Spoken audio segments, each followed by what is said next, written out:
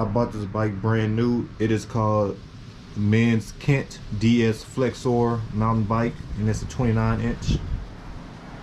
And one of the reasons why I chose this bicycle from Walmart, for one, I was just getting into the hobby. Definitely wasn't going to spend $1,000 on a good bike, and I'm just now getting into the hobby myself. So I decided to go the cheap route. I bought this one from Walmart.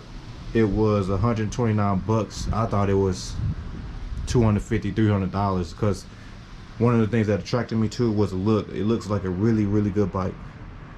I mean, this bike looks better than a lot of the expensive bikes. So that's one plus on this bike: the looks, the styling of it. I never seen a bike, especially with this gap right here. It just looks cool.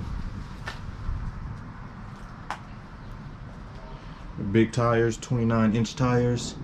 I'm about 6'2", so I need a big bike. Taller people, they need a bigger bike, so the 29-inch is perfect. It's a perfect riding height. The seat is easily adjustable. Just pull this latch, the seat goes up very easily. When I do ride on the streets, and I do ride trails. I don't get into crazy trails with drops and everything like that, but I do go to off-road trails and just have fun. Like I said, this is a hobby. I'm not doing it for sport. I'm just doing it for cardio. The brakes are pretty decent. I noticed last summer they were getting kind of loose, so I do have to take it to a bike shop and get the brakes a little tightened up. You guys can see the brakes. The brakes aren't bad. They're pretty good braking system.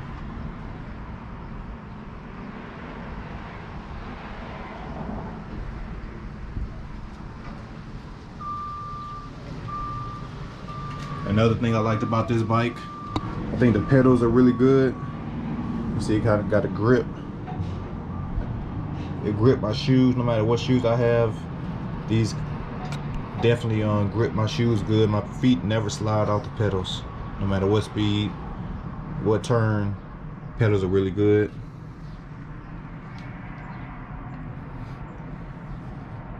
This is a suspension. It's a pretty solid suspension. The looks of the bike, the basics of the bike is pretty solid. It's a solid bike for $129. You can't beat it. Like, it's probably made in China everything. Yeah, look. Can y'all see it? Made in China. Shout out to China. They know how to produce decent bikes for cheap. 129 bucks. Like I said, you can't beat it. Style of it looks great. I have no complaints about the look of it. Now let's get into some negatives. A negative about this bike is the weight. It's a very heavy bike compared to aluminum frame bikes or whatever other kind of materials that are very lightweight for bicycle frames. This one is very heavy. So if you're not that strong, if you're not that solid, if you're not that good at riding bikes, this one is very heavy. That's the downside of getting a cheap bike. The frames are extremely heavy. Second one, last summer, my seat, somehow my seat messed up. As you guys can see, it just came off. I don't know what happened. I don't know if I was riding too hard, but the seat, if I want to yank it off, I literally can just yank it off. So that's something I do have to upgrade, is the seat. Once the coronavirus dies down, then I will definitely upgrade the seat. I'll go into a bike shop. I don't even know if they open or not. I can give a few a call. Actually, I'm not doing nothing else, so I'll call a few shops and see how much it is to replace a seat, because this Walmart seat broke. We just glue it on there. And the third thing, sticking with the seat, this is a very uncomfortable seat. One time I think I went on a bike ride, maybe 3 hours long. It was just a smooth trail. It was mostly a concrete trail, some gravel, so it wasn't nothing too outrageous or nothing like that. But the seat is very uncomfortable. Going with cheap bikes, uncomfortable seats.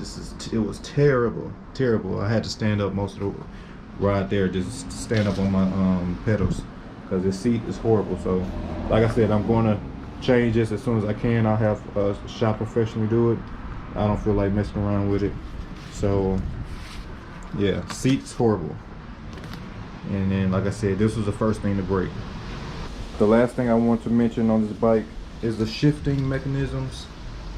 I had this bike over 2 years, and it's not horrible, but it's just kind of weird getting used to this the shifting mechanism.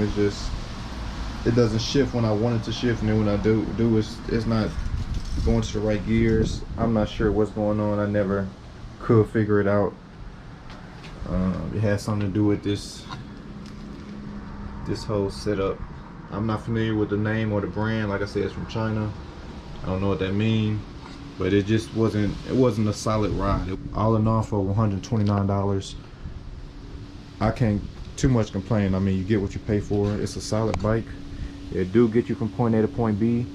It has a good look. Honestly, I'll probably pay $400 or $600 for this bike if it costs that much, just on looks alone. But with the seat, the shifting mechanism, and the frame being so heavy, yeah, like I said, you get what you pay for. This is a solid bike. I like it. I like the look of it. I would definitely upgrade a few key pieces, and maybe I can get this bike to perform as well as a $1,000 bike or somewhere close. One day I will upgrade, but this is just what I'm riding now. Right now I'm not at a point where I want to spend thousands of dollars on a bike, but when I do get to that point, I will invest in one. My buddy Trev, he did a review on a bike that he got, and I will put that in the description below, and also put a card up top so you guys can check out his bike review. I think it's a solid bike. I'm gonna try that company out. But yeah, this is my review. Kent Flexor 29-inch 21-speed mountain bike. Thank y'all for watching. Please like and subscribe.